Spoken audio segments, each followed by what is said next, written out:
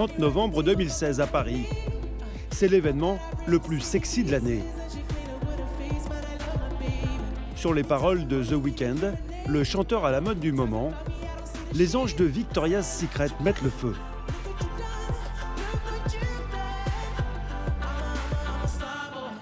C'est le défilé le plus cher de l'histoire, 19 millions d'euros.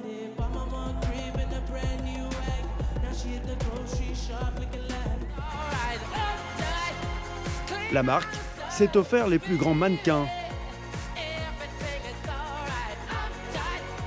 comme Bella Hadid, Adriana Lima ou Kendall Jenner. Et des stars internationales de la pop. Bruno Mars et même Lady Gaga.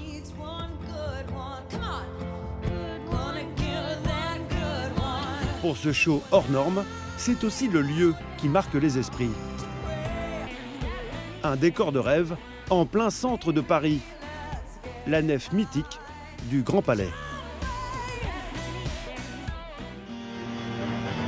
Avec en moyenne 250 événements par an, c'est le lieu de toutes les métamorphoses. Un mastodonte de 77 000 m², toujours en mouvement. Situé entre les Champs-Élysées, la très chic avenue Montaigne et la Seine, le Grand Palais a été construit en même temps que la Tour Eiffel pour l'exposition universelle de 1900. Depuis, il a toujours accueilli les manifestations artistiques les plus impressionnantes de la capitale. Sous son dôme mythique de 13 500 m², l'équivalent de 13 terrains de football, toutes les folies sont possibles. Propriété de l'État, toute l'année, le Grand Palais passe aux mains de locataires plus prestigieux les uns que les autres. Nous avons suivi les coulisses de ces événements qui se déroulent habituellement loin des caméras. C'est un frigo géant en quelque sorte. Comment, en moins de 48 heures, l'imposante bâtisse en pierre se transforme-t-elle en la plus grande patinoire couverte au monde?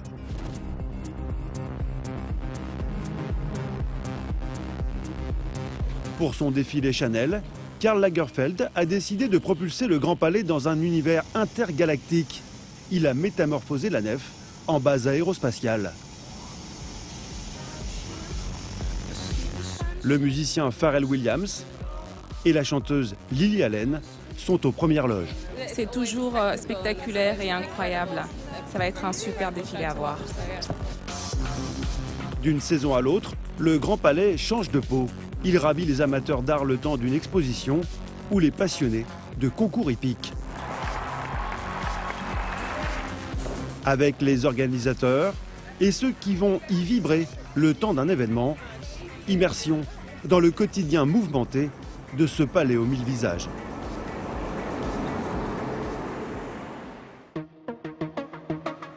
Pour mettre en œuvre les transformations monumentales de ce lieu mythique, des centaines d'hommes se relaient chaque année, comme Philippe.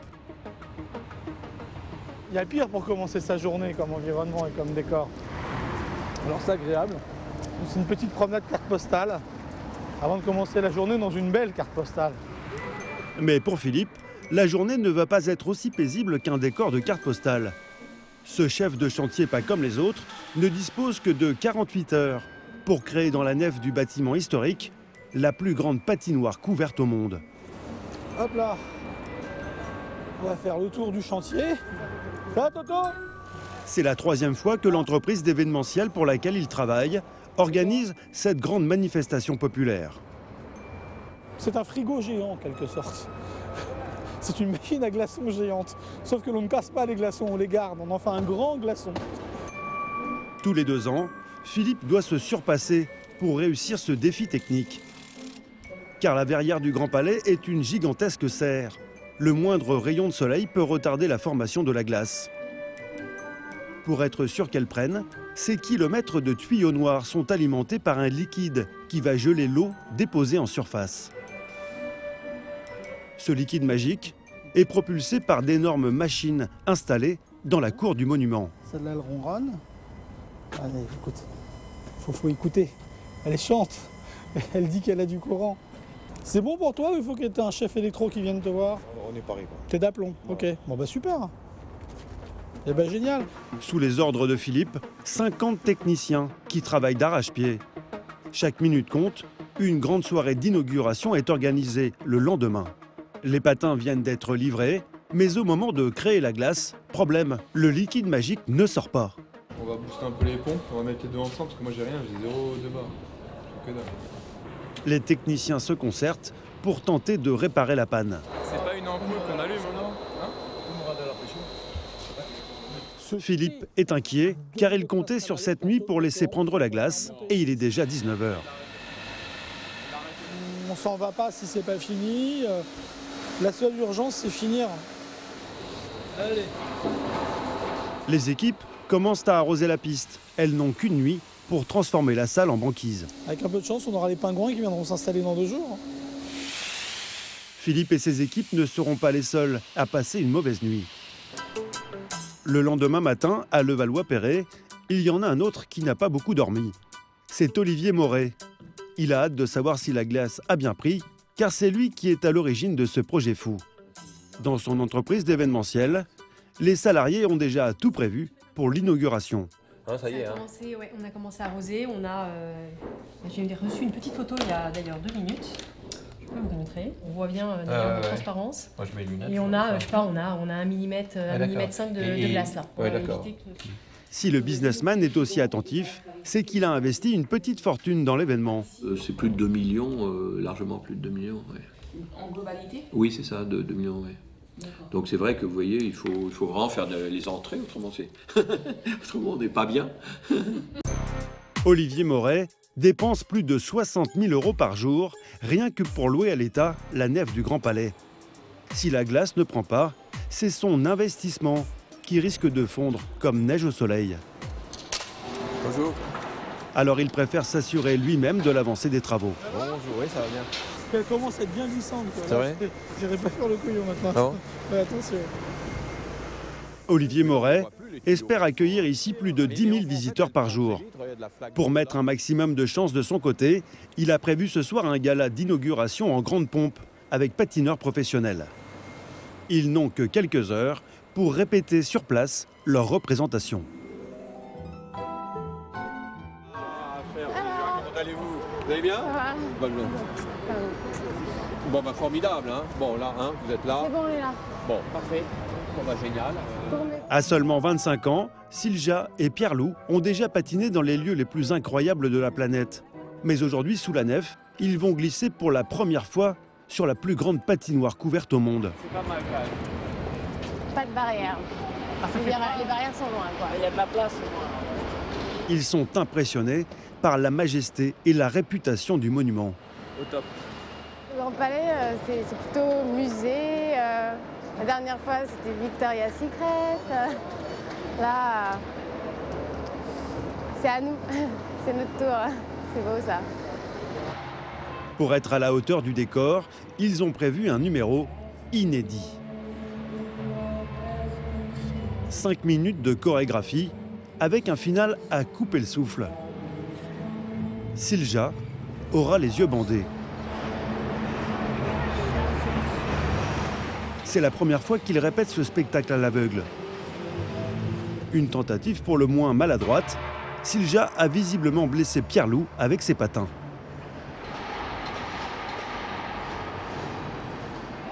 Tu voyais rien? Bah oui, c'est... Mais le plus dangereux pour la jeune femme, c'est cette figure. Les yeux bandés, elle n'a plus aucune notion de l'espace. On fait quand même des choses très risquées. Et là, si elle sait plus où elle est et elle a la tête qui tourne et elle ouvre au mauvais moment ou alors je la pose et en fait elle s'écroule, c'est dangereux, quoi. Pour éviter l'accident, Pierre-Loup et Silja vont répéter jusqu'au dernier moment. 19 h, les visiteurs sont déjà là. Tous attendent de pied ferme l'ouverture de la plus grande patinoire au monde. Ça nous tente bien de voir un peu le décor du Grand Palais avec de la glace en dessous. Ça va être marrant. Ça va être très drôle, je pense. Parce qu'on est équipés. L'entrée est à 25 €. Mais même les plus débutants veulent fouler la glace de ce lieu magique. Le Grand Palais a revêti ses vêtements d'apparat. La transformation est bluffante. Ça va être génial. Je vais me rétamer 10 fois, mais c'est pas grave. À quelques minutes de la représentation, le directeur Olivier Moret veille à chaque détail. C'est pas très rempli, vous pouvez les remplir un peu plus, oui. Hein? Qu'est-ce que c'est que ce radinisme? On m'a dit d'aller doucement. Pardon? On m'a dit d'aller Mais, oui, bon, et moi, alors, un jus d'orange, s'il vous plaît. Sous les yeux des premiers visiteurs, les deux patineurs peuvent enfin inaugurer les lieux.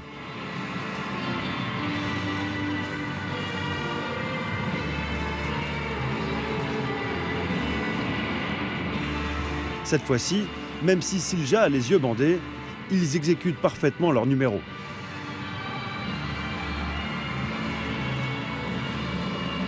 Avec un final impressionnant, la tête de la jeune femme tournoie à seulement quelques centimètres de la glace.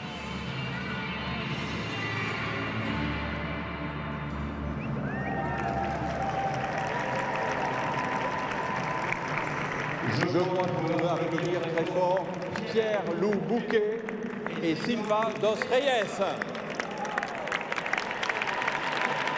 C'est maintenant aux visiteurs d'investir la patinoire. Lucie et Kevin ont réservé leurs billets sur Internet depuis des semaines pour être sûrs de ne pas rater cette grande première. Oh là là là. C'est la première fois que la jeune femme chausse des patins. Attends, tiens-toi. Tu vas y arriver? C'est pourtant son compagnon qui semble avoir le plus de mal. Ça va? Attention. Non, mais c'est bon, tranquille. Dans 3 minutes, un triple XL. Il nous lâche pas. Wouh! Le Grand Palais scintille de mille feux. Avec ses jeux de lumière, le monument prend des allures de discothèque. En quelques minutes, les jeunes visiteurs en ont pris possession.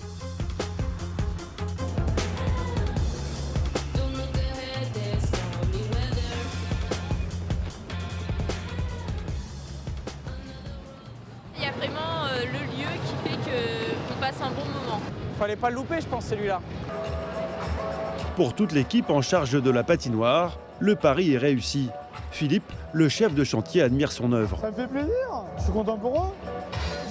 Olivier Moret, lui aussi, est soulagé.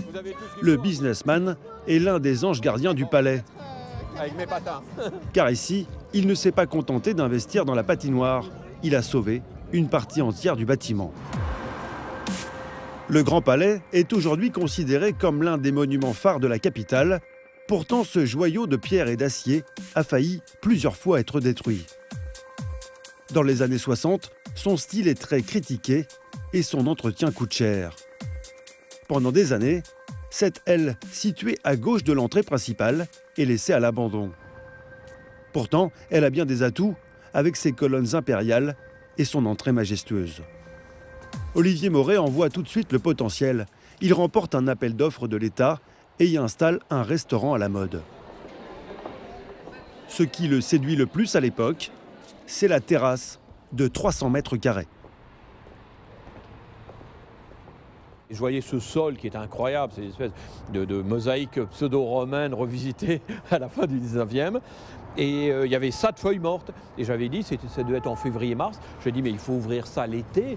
On va faire un espace très éphémère pendant 2-3 mois l'été. Les gens seront ravis de venir. Son style beaux-arts attire aujourd'hui le tout Paris. Certains viennent même de très loin pour visiter sa terrasse, à l'image de ces Américains. Qu'est-ce que vous pensez de l'endroit? Ici, j'adore. Pourquoi? Regardez comme c'est grandiose. Ça me rappelle le vieux Paris. L'été, le soir, c'est incroyable parce qu'il y a une espèce de vent un peu frais, enfin, c'est inouï. Éphémère à sa création, le restaurant est désormais ouvert toute l'année. Et pour obtenir une table, à l'heure du déjeuner, mieux vaut réserver. Oui, ce midi, on a pas mal de monde, on a 120 couverts à peu près, donc ça va. L'été, évidemment, on travaille beaucoup plus qu'à cette époque de l'année, mais là, c'est vrai que ça reprend après les fêtes, ça reprend pas mal. Nous sommes 4. 4, tout à fait. Ouais. Parfait. Je vous accompagne à la table? Merci. Je vous en prie. En 6 ans d'existence, le restaurant du Grand Palais est devenu l'endroit où il faut être vu. Donc voici une de nos tables, de nos tables préférées. En fait, on en a 3 devant les fenêtres et on propose pour nos réservations soit de 5 ou 6 personnes éventuellement. Parce que vu que forcément on ne peut pas servir en terrasse, c'est la petite solution qu'on propose à nos clients de déjeuner devant la fenêtre. Un restaurant au cœur de l'un des monuments phares de la capitale. Avec cet emplacement stratégique, Olivier Moret espère attirer encore plus de gourmets du monde entier. Service. Oui, sir. Attends la 26 à gauche. Ça marche. Sa stratégie, faire de son établissement une vitrine de la gastronomie française. Alors il a embauché un chef prometteur, Stéphane Daboville, 36 ans, formé par Éric Fréchon, le célèbre chef étoilé du Bristol, un palace parisien. Allez, service, partez table 21. Lui aussi a de très grands projets pour les cuisines du palais. Allez, service. Oui, sir. Partez table 2, s'il vous plaît. Service.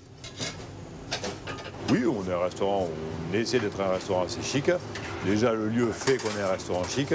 Et les produits qu'on utilise fait aussi, oui, qu'on peut se qualifier de restaurant chic. En moyenne, ici, c'est 30 € le plat. Plus cher qu'une brasserie traditionnelle.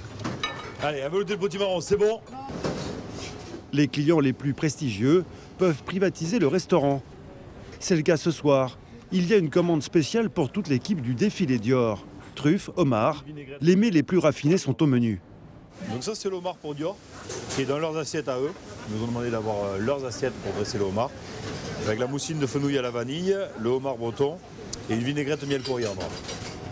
Stars internationales, Gotha de la mode, hommes d'affaires.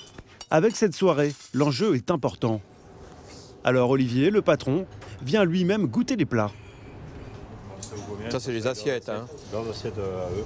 Et alors, vous avez mis la petite feuille de salade, vous aviez dit que vous ne la vouliez pas, vous avez suivi mes conseils. Quoi. Tout à fait. Très bien.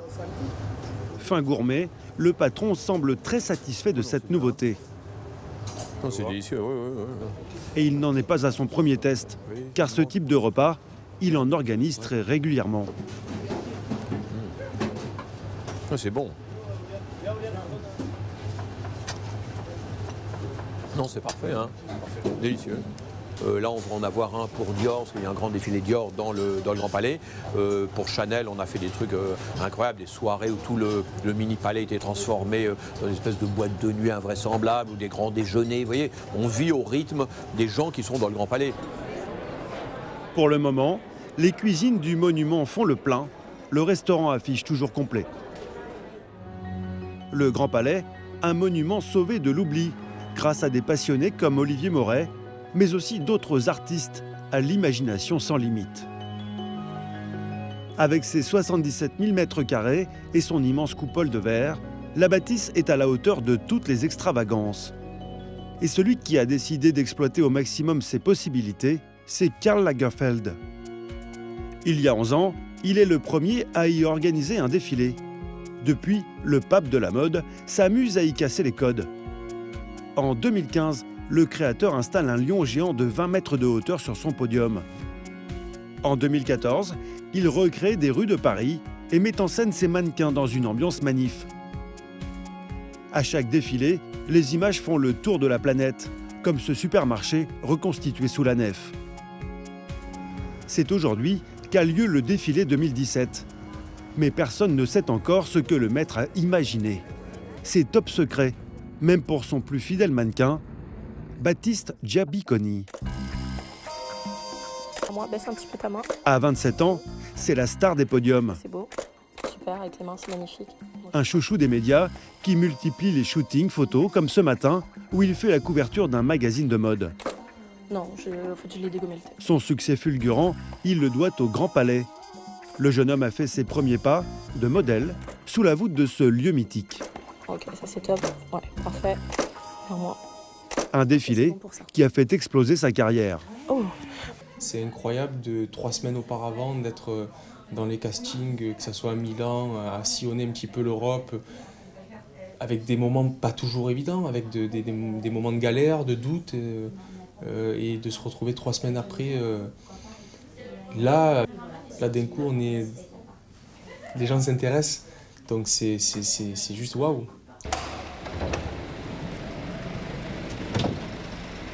Bonjour monsieur.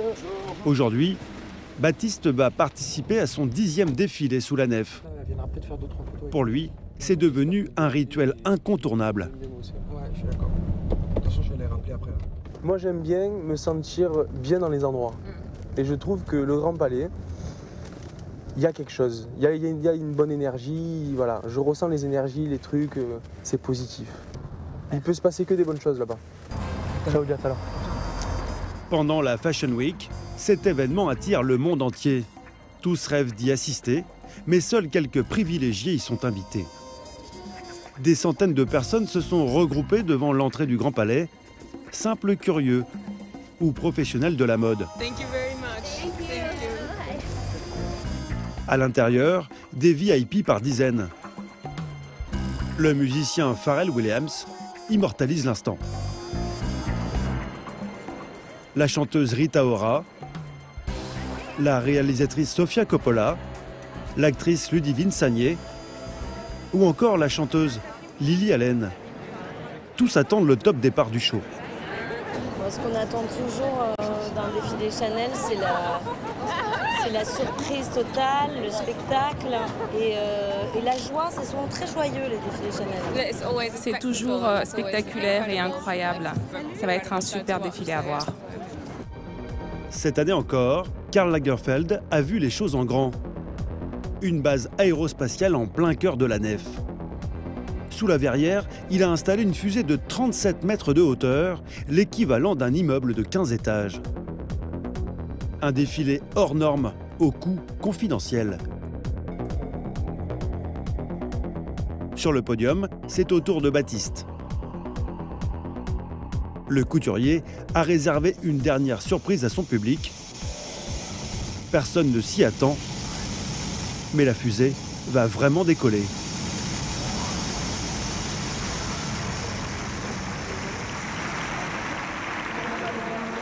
20 minutes après la fin du défilé, le mannequin vedette du couturier n'en revient toujours pas.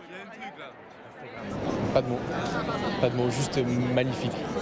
Rien à dire. Qu'est-ce qu'on peut ajouter à ça? Thank you so much. Thank you. Merci, c'est gentil. Merci à vous, bonne journée. Cet événement, d'une quinzaine de minutes, a nécessité des semaines de montage. Mais après le show, il faut faire immédiatement place nette.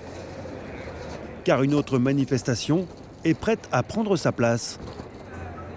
Et cette fois-ci, elle va occuper toute une partie du quartier. En 1901, le Grand Palais avait une vocation surprenante, celle d'accueillir des courses hippiques. Au fil des années, ces grandes compétitions étaient tombées en désuétude, mais il y a 8 ans, la prestigieuse maison Hermès a décidé de les remettre au goût du jour. Ce matin, c'est le premier jour de l'événement que la marque a baptisé Saut Hermès. Sur les Champs-Élysées, les chevaux ont pris la place des touristes. Une immense écurie a été installée dans ce jardin d'habitude ouvert au public. Lui, du coup, en tour, on le met là-bas, derrière le petit palais. C'est ça.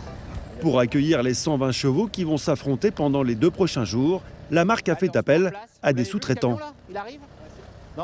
Habitué à organiser des salons plus classiques, Geoffroy de Thoisy est ce matin le chef des écuries. Ces chevaux valent des fortunes. Les débarquer est pour lui un moment très délicat.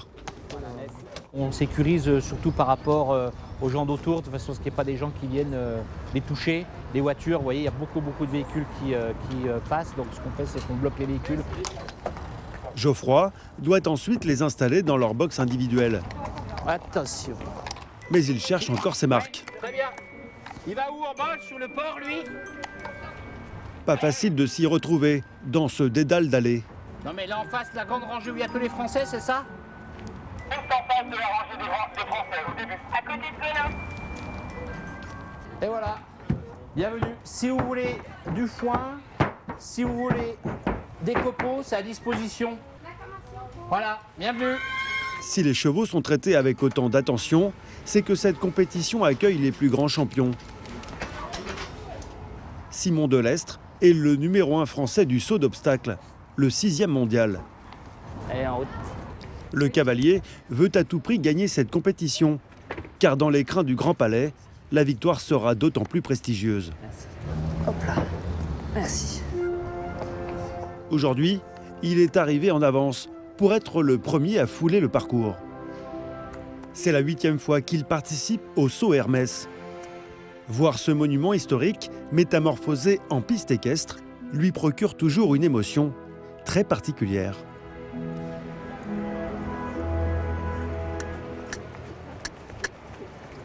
C'est toujours un concours un peu particulier de par l'endroit qui est vraiment incroyable et vraiment insolite pour faire du concours. Entrer ici avec les chevaux, c'est vraiment quelque chose de formidable. La marque de luxe, organisatrice du concours, a fait venir 1200 tonnes de sable et construit des gradins pour les 16 000 visiteurs du week-end. Ce que Simon n'avait pas prévu en arrivant si tôt, c'est que les ouvriers seraient toujours à pied d'œuvre. Son cheval semble désorienté. Il y a du bruit, ils sont en train de monter autour. Et c'est vrai que là, quand c'est calme et que d'un coup ils tapent avec un marteau, ça les saisit toujours un peu, les chevaux. Un mauvais présage pour le favori de la compétition. Le lendemain, c'est le début du concours. Pour assister aux épreuves, il faut payer 110 €. Pourtant, sous la nef, plus de 4000 passionnés sont venus assister à cet événement exceptionnel. Parmi eux, de très jeunes supporters, comme Sébastien, 7 ans. Passionné de chevaux, il connaît par cœur tous les noms des cavaliers. Son objectif, enrichir sa collection d'autographes. Préparé comme un pro, il a même apporté son petit carnet. Alors, moi, j'ai fait les projets, et ça, c'est du sel. Et ça te fait quoi d'avoir tous ces autographes? Ça me fait un peu plaisir. Il te manque quelqu'un? Pénélope le prévu. Pas question pour Sébastien de se passer de l'autographe de la médaillée d'or par équipe aux derniers Jeux Olympiques.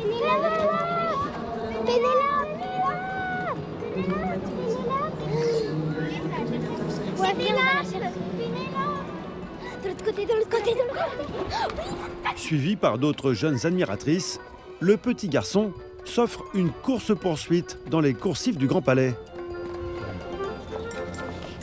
Et finalement, la championne se prête au jeu pour un Sébastien un petit peu intimidé. Ça te fait quoi? Ça me fait du bien. C'est pour lui une grande victoire. 15 h, place aux choses sérieuses pour les 47 compétiteurs.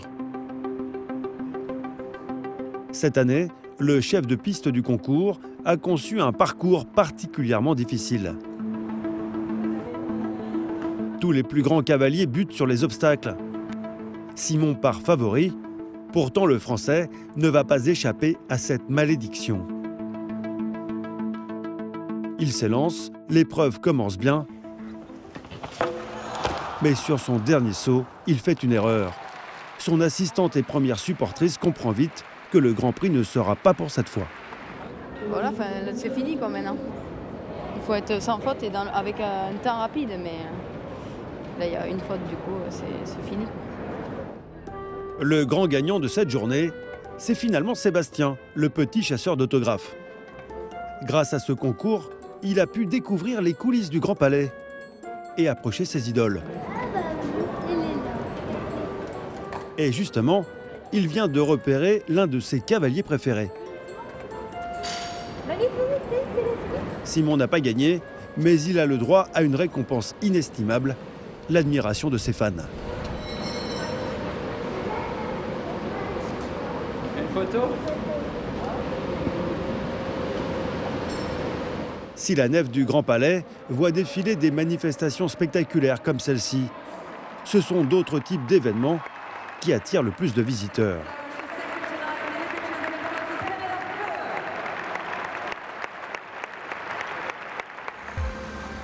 Février dernier. Ce matin-là, les équipes du Grand Palais attendent une livraison de la plus haute importance. Dans ce camion, une véritable cargaison d'or. À l'intérieur, d'énormes caisses qui abritent des tableaux de maîtres parmi les plus cotés du monde. Le moment est délicat. Pas question d'endommager l'un de ces trésors. Marc Janson, 36 ans, est l'un des commissaires de la grande exposition Jardin à laquelle les œuvres sont destinées. Il retient son souffle. Tout le monde doit être bien concentré puisqu'une erreur peut avoir des conséquences assez dramatiques. C'est des tableaux de grand prix, de grande valeur. Les toiles sont gigantesques. Cette pièce mesure 3 mètres de haut. Impossible de la faire passer par l'entrée principale. Alors, c'est avec l'aide d'une grue que les techniciens espèrent la faire entrer par la fenêtre. Le tableau s'envole dans les airs. Après 10 minutes de manipulation, il parvient tout de même à rejoindre les murs de l'exposition. Dans la galerie du monument parisien, ce sont 450 pièces qu'il faut accrocher. Les nénuphars de Monet, ce Picasso des années 30, ou encore cette fresque de Pompéi, peinte il y a 2000 ans. C'est avec ce genre de manifestation que le Grand Palais accueille en moyenne 500 000 visiteurs par an. Et d'autres événements au retentissement planétaire, comme le tournage actuellement de Mission Impossible 6 avec Tom Cruise.